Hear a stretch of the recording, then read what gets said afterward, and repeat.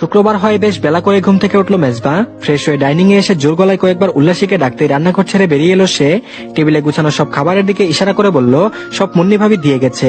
মেজবা বলল, আশ্চর্য, সে খাবার দিয়েছে কেন? এসব তুমি নিষেধ করনি? উল্লাসী বলল, উহু। মেজবা বলল, এটা কি ঠিক করেছো? উল্লাসী বলল, কি যে আর কথা বাড়ালো না মেজবা। থালায় খিচুড়ি উঠিয়ে মাংসের ঝুল নিয়ে মুখে পুড়তে শুরু করলো একের পর এক। খাবার শেষে মেজবা ড্রয়িং রুমে এসে বসতেই তার পিছু পিছু এলো উল্লাসী।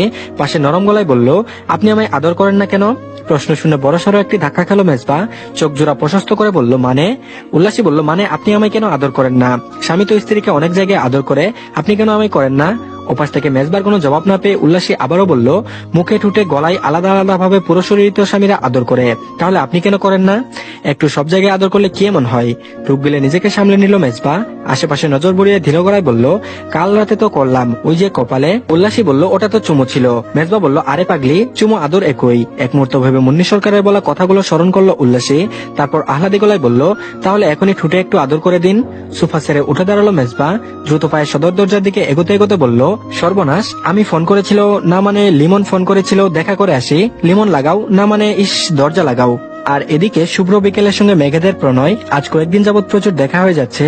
বিকেল শুরু হতে না হতেই মেঘেরা আসে ভিড় জমায় দূর ওই দেশে, যার কারণে রোজ ঠিক মতো প্রাইভেট পড়তেও যাওয়া হচ্ছে না। তবে আজ চৈতালি এসে উপস্থিত হয় শান্তির বিছানা ছেড়ে উঠতেই হলো ওনাকে। ছটপট জামা বদলে চুলে চিরুনি বোলাতে বোলাতে বলল, আজ না গেলে হয় না? চৈতালি বলল, উহু, হয় না। দ্রুত করতো। ব্যাগে ম্যানেজমেন্টের একটি খাতা ঢুকিয়ে বেরিয়ে পড়লো অনা। পড়তে তার ভালো লাগে না, তবে সবাই বলে পড়ো। প্রেমে পড়তে ভালো লাগে, অথচ কেউ বলে না প্রেমে পড়। অদ্ভুত না? না পড়ে প্রেম ভালোবাসায় মগ্ন থাকলে বুঝি জীবনে সুখী হওয়া যায় না? অনা বলল, তোর কাছে প্রেম ভালোবাসার মানে কি রে? হঠাৎ অনার প্রশ্নে ভ্রু কুচকে গেল চৈতালির। তীক্ষ্ণ গলায় সে বলল, তুই কি প্রেমে পড়েছিস? অনা বলল, ধুর, বল না। চৈতালি বলল, কি বলবো? অনা বলল, তোর কাছে প্রেম ভালোবাসার মানে কি?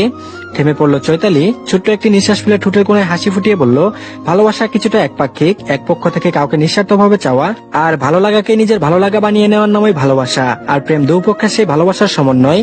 অনা বলল, দারুণ এক লজিক দিয়েছিস তো, তাই এসব কোত্থেকে জানলি? কাউকে কখনো ভালোবেসেছিস? চৈতালি বলল, তাহলে কি তোকে জানাতাম না? চৈতালির কথার পিঠে কথা বাড়ালো না অনা, আবারও হাঁটতে শুরু করলো রাস্তা ধরে। সামনেই বড় বাজার। বড় বাজারে ছোট একটি ঘর নিয়ে সেখানে ছাত্রছাত্রীদের পড়ান সবুজ স্যার। স্যারের বয়স খুব একটা বেশি নয় এবং অবিবাহিত। তবে সবচেয়ে মজার ব্যাপার হলো স্যার পছন্দ করে চৈতালিকে। সকলের অগোচরে প্রায় চৈতালির দিকে তাকিয়ে লাজুক হাসি দেয়, যেন তার শরীরের প্রতিটি অঙ্গসমূহ সর্বক্ষণ লজ্জায় ভরপুর হয়ে থাকে। ঠোঁট চেপে নিজের হাসিকে নিয়ন্ত্রণে আনলো অনা। তারপর চৈতালির কাঁধে হাত রেখে গলি ধরে এগোতেই নজরে এলো এমাত। সাথে সাথে তার মন জুড়ে খেলে গেল খুশির জোয়ার। তারপর বলল, তুই যা, আমি আসছি। চৈতালি বলল, কেন, তুই কই যাবি? অনা বলল, আরে তুই যা না, আমি আসছি তো। বেশ জোর করে চৈতালিকে সামনে এগোতে বলে পিছনে ফিরল অনা।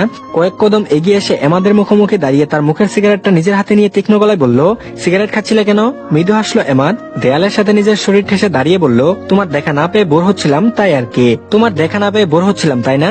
আজ যদি না আসতাম তখন কি হতো? তখন কি সিগারেটের ফ্যাক্টরি খুলে বসতে? এমাদ বলল, আরে না, কি যে বলো। অনা বলল, কিছুই বলি না। চুলে চিরুনি লাগাওনি না? এলোমেলো চুলে বেরিয়ে পড়েছ? এমাদ বলল, হুম। অনা বলল, দাঁড়াও। আশেপাশে তাকিয়ে লোকজনের উপস্থিতি দেখে এমাতের মাথায় হাত বুলিয়ে চুল ঠিকঠাক করলো অনা। তারপর তার গাল টেনে বলল, ওরে আমার পেঁচাটা, এখন দেখো কত সুন্দর লাগছে দেখতে। তা তুমি এখানে কতক্ষণ হলো এসেছো? এমাদ বলল, এই 10 মিনিট। অনা বলল, এই 10 মিনিটে এই রাস্তা দিয়ে কয়টি মেয়ে গেছে? এমাদ বলল, আমি কি করে বলবো? অনা বলল, তুমি সেভাবেই বলবে যেভাবে তাদের ডেব ডেব করে তাকিয়ে দেখেছো। এমাদ বলল, আমি তো ওসব দেখিনি। অনা বলল, মিথ্যে। এমাদ বলল, সত্যি। অনা বলল, 3 সত্যি। এমাদ বলল, 4 সত্যি। এবার বিশ্বাস হলো তো? অনা বলল, কচু হয়েছে, আমি যাচ্ছি। এমাদ বলল, সিগারেটটা তো দিয়ে যাও। অনা বলল, এই সিগারেট এখন আমি খাবো। বলে দৌড়ে সামনে এগোলো অনা। তার যাত্রাপথের দিকে কপাল কুচকে তাকালো এমাদ। তারপর উঁচু স্বরে বলল, এই অনা, অনা, কাল কিন্তু কলেজের সামনে থাকবে, জলদি এসো। আর এদিকে লিমনের সাথে ফোনে কথা বলে মাথায় চিরুনি লাগিয়ে ফ্ল্যাট ছেড়ে বেরিয়ে তার লক করলো মেজবা। তারপর জুলগড়ায় কয়েকবার উল্লাসীকে ডাকতে বেরিয়ে এলো সে মুন্নি সরকারের ফ্ল্যাট ছেড়ে। নীল শাড়ি জমিনের মাঝে সাদা রঙের সুতোর কাজের একটি শাড়ি পরেছে সে। সোজা পিঠ সমান চুলগুলো খুলে ছড়িয়ে রেখেছে। সাথে কানের এক পাশটায় সাদা ফুল গুজে দিয়েছে। ঠোঁট ভর্তি করে লাগিয়েছে টকটকে লাল লিপস্টিক। চোখ এঁকেছে গাঢ় কাজলের রেখা। অপূর্ব সুন্দর লাগছে। ঈদের দিনটিটাও কি ঠিক এতটাই অপূর্ব দেখাচ্ছিল উল্লাসীকে? হয়তোবা। তবে কেন সেদিন তার নজরে আসেনি তার? মুন্নি সরকার বলল, নাও তোমার বউকে সাজিয়ে দিলাম। মুন্নি সরকারের দিকে তাকিয়ে সৌজন্যসূচক একটি হাসি দিল মেজবা। তারপর এগুলো লিফটের দিকে। এই মহিলা উল্লাসীকে বড্ড পাকামো শিখাচ্ছে। সকালে উল্লাসীর হঠাৎ অমন আচরণে কিছুটা ঘাবড়ে গিয়ে বাসা থেকে বেরিয়ে গিয়েছিল সে। তবে শুক্রবারের নামাজের কথা ভেবে খানিক পরে আবারও ফিরে আসায় উল্লাসীর সেই অদ্ভুত আবদার আবারও শুরু হয়ে গেছে। সারাদিন ভর সেই একই কথা বলে জ্বালিয়ে মেরেছে তাকে।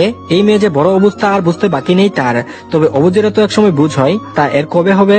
দীর্ঘশ্বাস ফেলে মেজবা লিফটের বোতাম চেপে সরে দাঁড়াতেই তার গা ঘেসে দাঁড়ালো উল্লাসী। চোখ জোড়া বুঝে সজোরে একটি নিঃশ্বাস ভেতরে ভেতরে টেনে নিয়ে বলল, মাথা ঘুরছে আমার। উল্লাসীর হাত আঁকড়ে ধরে জোরে একটি চাপ দিল মেজবা, তারপর নরম সরে বলল, আমি তো আছি, চোখ খুলো। উল্লাসী বলল, মাথা ঘুরে? মেজবা বলল, চোখ বন্ধ করে রাখলে তো মাথা ঘুরবেই। আমার দিকে তাকাও, আমার সাথে কথা বলো, দেখবে এসব কিছুই ফিল হবে না। এই মেয়ে, চোখ খুলো। সময় নিয়ে উল্লাসীকে পর্যবেক্ষণ করলো লিমন। এরপর মেনু কার্ড হাতে নিয়ে বলল, কি খাবি বল? মেজবা বলল, নর্মাল কিছু অর্ডার কর যাতে উল্লাসীর জন্য খেতে সুবিধা হয়। বলেই পাশ ফিরে উল্লাসীর দিকে নজর দিল মেজবা। ক্ষীণ গলায় বলল, খারাপ লাগছে? উল্লাসী বলল, উহু। মেজবা বলল, তাহলে কথা বলছো না যে? মেজবার হাতের আঙ্গুলের মাঝে নিজের আঙ্গুল ডুবিয়ে চোখ তুলে তার দিকে তাকালো উল্লাসী। অস্পষ্ট গলায় বলল, অস্থির লাগছে। মেজবা বলল, কেন, আমি তো আছি। লিমন বলল, কি গুজুর গুজুর ফুসুর ফুসুর করছিস দুজনে? লিমনের প্রশ্নে মৃদু হেসে মেজবা বলল, কিছু না, অর্ডার করেছিস, দ্রুত ফিরতে হবে। লিমন বলল, করলাম তো। তা ছুটির দিনে বউকে নিয়ে ঘুরতে বেরিয়ে এত তাড়াহুড়ো তোর? বড্ড বেরসিক মানুষ তো তুই। উল্লাসী, আমার এই বেরসিক বন্ধু তোমাকে খুব জ্বালায় তাই না? মেজবা বলল, চুপ কর তো, এসব কি বলছিস? লিমন বলল, আরে বেটা তুই চুপ কর, আমাকে আর উল্লাসীর সঙ্গে কথা বলতে দে। তো যা বলছিলাম, মেজবা তোমাকে খুব জ্বালাই? মাথা নেড়ে উল্লাসী অসম্মতি জানাতেই ফের প্রশ্ন করলো লিমন। তারপর বলল, তাহলে তুমি কি ওকে জ্বালাও? উল্লাসী বলল, না, আমি কেন ওনাকে জ্বালাবো? লিমন বলল, তাই তো, তুমি তো আর ছোট বাচ্চা নাও। তবে আমার বন্ধু কিন্তু তোমাকে বাচ্চাই ভাবে, পারলে তোমাকে কুলে করে পুরো দুনিয়া ঘুরলে বাচ্চে। খিলখিল করে হেসে উঠলো উল্লাসী। লোকটি তো বেশ মজার। লিমন বলল, তুমি হাসছো আর আমি কাঁদি। ভাবি আমার একটা বাচ্চা বউ হলে কি হতো? উল্লাসী বলল, আপনার বউ আছে? লিমন বলল, থাকবে না, আছে। বউ আমার বাচ্চা নয়, বুড়ো বউ। পাশ থেকে কপাল কুচকে মেজবা বলল, এই তুই কি শুরু করলি, থাম তো এবার। লিমন বলল, তুই চুপ করতো। এই উল্লাসী, আমাকে ভালো করে দেখো তো, কি দেখেছো? এক মুহূর্ত লিমনকে দেখে উল্লাসী বলল, হ্যাঁ দেখেছি। লিমন বলল, আমাকে দেখে কি মনে হলো তোমার? উল্লাসী বলল, কিছুই তো মনে হয়নি। লিমন বলল, সুন্দর অসুন্দর কিছুই না? উল্লাসী বলল, হয়েছে, খুব সুন্দর মনে হয়েছে। লিমন বলল, গ্রেট, এবার মেজবার দিকে তাকাও, তারপর বলো আমাদের দুজনের মাঝে কে বেশি ফর্সা? সময় নিল না উল্লাসী, সাথে সাথেই বলল, আপনি। লিমন বলল, তার মানে মেজবার চেয়ে আমি সুন্দর, তাই তো? আবারও পাশ থেকে কপাল কুচকে মেজবা বলল, এসব কি শুরু করলি তুই? লিমন বলল, তুই চুপ করতো। আচ্ছা উল্লাসী, তোমার পাশে মেজবা না থেকে আমি থাকলে কেমন হতো? সেই হতো না?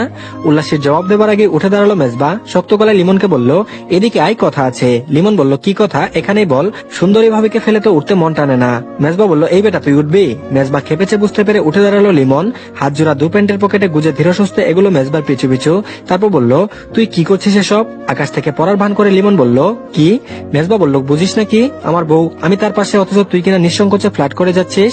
মেজবার কথায় তাল না দিয়ে পকেট থেকে ফোন বের করতে করতে ক্ষীণ গলায় বলে উঠল, তোমার কেন জ্বলে রে বন্ধু, তোমার কেন জ্বলে? তোমার বাচ্চা বউ কারো হলে তোমার কেন জ্বলে? মেজবা বলল, তুই কিছু বললি? লিমন বলল, গান গাইছি আমি, গান। মেজবা বলল, বাজাবো কৃষ্ণ তো, আমার কোথাও জ্বলে না, আমার জ্বলবে কেন শুধু শুধু? ফোন আবারও পকেটে পরে মেজবার কাঁধে হাত রাখলো লিমন। পাশ ফিরে উল্লাসের দিকে তাকিয়ে বলল, বউ তোর কোনো দিক থেকে বাচ্চা নেই, এমন সুন্দর একটা বউ পাশে রেখে তুই ঘুমাস কেমনে? বলি কি, এসব জলাজলি বন্ধ করে এবার তোর বাচ্চা বিড়ালটা মেরেই ফেল। বলে মেজবার মনের অবস্থা বোঝার চেষ্টা করছিল লিমন, যা কাজে দিয়েছে। মেজবার মনের অবস্থা বোঝার চেষ্টা করছিল লিমন, যা কাজে দিয়েছে। বেটা প্রচুর খেপেছে, এতই খেপেছে যে খানিকক্ষণ এভাবে থাকলে ফুলে ফেপে বেলুন হয়ে আকাশে উড়াল দেবে। একগাল হেসে মেজবার কাঁধে চাপড় দিল লিমন, তারপর কোমল গলায় বলল, জোকসে পার্ট, চলো বন্ধু, সুন্দরী ভাবে আমাদের জন্য অপেক্ষা করছে, ভাবির কাছেই যাই। আর এদিকে সময়ের সাথে মানুষের অভ্যাস বদলে যায়, ভালো লাগাগুলো পাল্টে যায়। ছাত্র অবস্থায় একসময় রাতের এই ঢাকায় রিক্সা নিয়ে এলোমেলো ভাবে ঘোরা হতো, তবে আজকাল নানান দায়বদ্ধতায় গাধা পড়ায় তা আর হয়ে ওঠে না। কেন যেন আগের মতো ইচ্ছেও করে না, কিন্তু আজ করছে। সারাটা রাত রিক্সায় করে উল্লাসীর পাশে বসে পুরো ঢাকায় ঘুরতে ইচ্ছে করছে।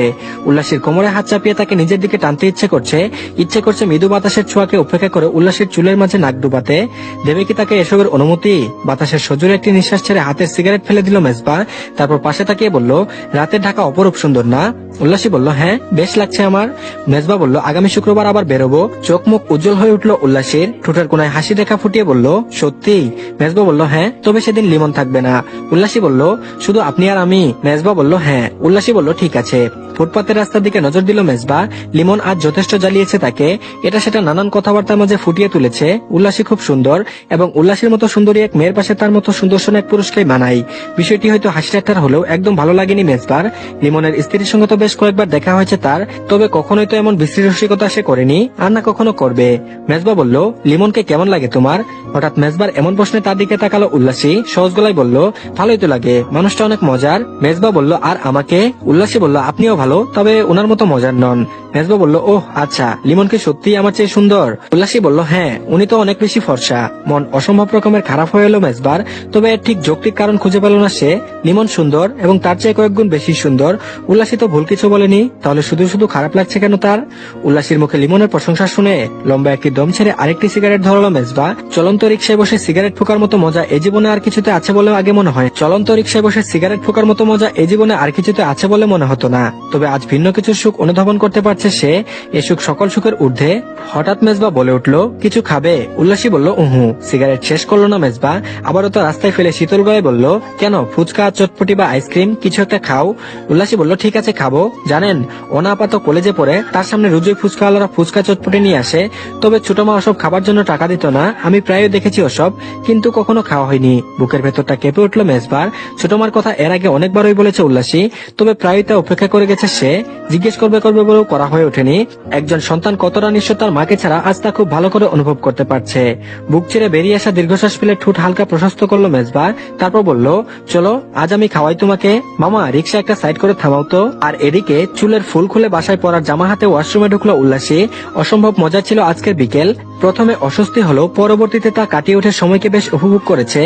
উচ্ছ্বাসে ভরপুর মনে মাথায় চুলগুলো হাত খোপা করলো উল্লাসী। তারপর শাড়ি খুলতে নজরে এলো শাড়ির মাঝ বরাবর লেগে থাকা দাগ। দ্রুত জামা বদলে কল ছেড়ে শাড়ি এবং পেটিকুট ধুয়ে ফেললো সে। ভাগ্যিস উনার নজরে পড়ে নিয়ে সব, নয়তো কেলেঙ্কারি হয়ে যেত। ব্যালকনিতে কাপড় মেরে ঘরে এলো উল্লাসী। গ্রাম থেকে আনা কাপড়ের ব্যাগ খুঁজতে সে পা বাড়ালো পাশের ঘরের দিকে। ব্যাগপত্র এখনো যেভাবে আনা হয়েছিল সেভাবেই রয়েছে ও ঘরে। যখন যা দরকার পড়ে তা ব্যাগ থেকেই বের করা হয়। অবশ্যই এতে নানান ঝামেলা পোহাতে হয় তাকে। কোনো কাপড় ঠিকঠাক ভাবে খুঁজে পাওয়া যায় না, যার দরুন পুরো ব্যাগের কাপড় চোপড় বের করতে হয় এবং আবারও তা পুনরায় গুছিয়ে রাখতে হয়। ছোট একটি নিঃশ্বাস ফেলে ধীরে সুস্থে মেঝেতে বসলো উল্লাসী। তলপেট থেকে হালকা ব্যথা অনুভব হচ্ছে, যা কিছুক্ষণের মাঝে আরো বাড়বে। অসহনীয় এই ব্যথা নিয়ে আবারও 3 রাত জেগে কাটাতে হবে। ভাবতে উল্লাসীর চোখ মুখ ছোট হয়ে এলো। কেন এসব হয় মেয়েদের? এসব না হলে কি এমন ক্ষতি হতো তা হাজার ভেবেও মাথায় আসে না তার। কপাল কুচকে পুরো ব্যাগ হুলস্থুল করে খুঁজেও এই সময়ে ব্যবহার্য জিনিসপত্রের দেখা পেল না উল্লাসী। তাহলে কি সেসব নিয়ে আসেনি সে? মনে পড়ছে না। তবে বিয়ের আগে রাতে ছোট মার কথায় ব্যাগ গুছিয়েছিল সে, তাতে মোটামুটি তার সকল ব্যবহার্য জিনিসই উঠিয়েছিল। তাহলে এসব কিভাবে বাদ পড়ে গেল? তো ধন্যবাদ সবাইকে। এই পার্টটি এই পর্যন্তই, পরবর্তী পার্টও দিয়ে দেওয়া হয়েছে, তো সবাই অবশ্যই দেখে নেবেন। আর অবশ্যই সবাই